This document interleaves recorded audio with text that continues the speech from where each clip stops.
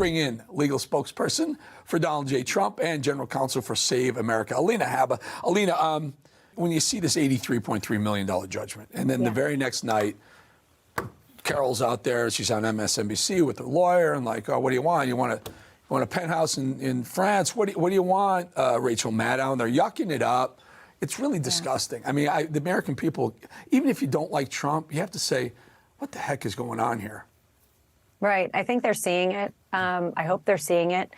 You know, we have a judge that's trying to throw a civil attorney threatening me that he's going to put me in the clink, I believe was what he said, because I objected to his ruling on an evidentiary issue. It was a PowerPoint slide that helped prove our case.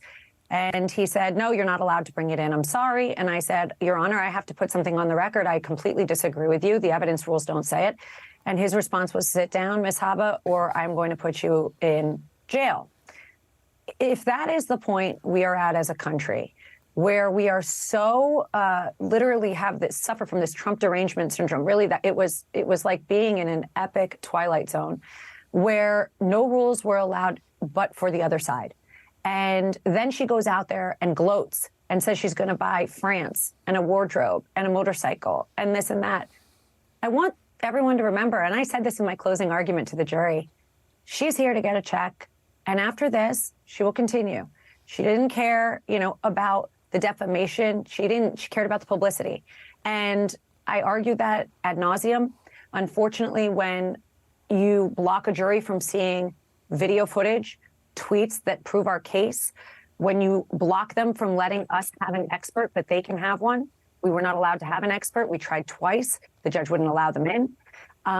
It is so obvious. And unfortunately, that jury in that silo wouldn't know that because they're not allowed on the internet and they hear the rulings and they see a judge, putting an attorney down, then that jury's going to believe whatever the judge is leading them to believe. And on appeal, those rulings will come up. The one-sidedness will come up and we will prevail. So, Alina, a lot of these judgments, these monster judgments that come out, and for me, $83 million because Trump says she's a nut job. I mean, how many times have you said that person's a nut? It's insane, $83 million. What are the odds of it sticking, especially because it's New York? There's clearly a group of people who dislike Donald Trump. What are the odds of the 83 staying or being reduced? My advice to her would be not to go ahead and purchase any motorcycles or penthouse apartments. Did I get this right, that she was initially awarded $5 million and they came back? For sexual assault. And then I want the world to remember something. We're in a planet where George Floyd got 40-something million. People that have wrongful death get 10 million. But this jury awarded for defamation for a sitting president to deny an allegation, to say, I didn't do that. I don't remember meeting this woman. And this actually works against sexual assault victims who are real victims. That's what his statement said. As a sitting president, he had to address the press.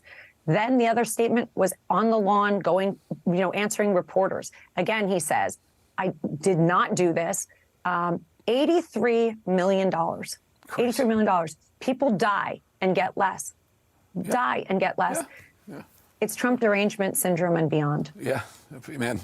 Get it out of New York if you can move that venue. If you get another trial, if you get it right the heck out of Manhattan. Get out of New York, for sure. Yeah, right. Alina, really good having you. Thank you for your time. Thank you. All right, folks, coming out, Fulton County.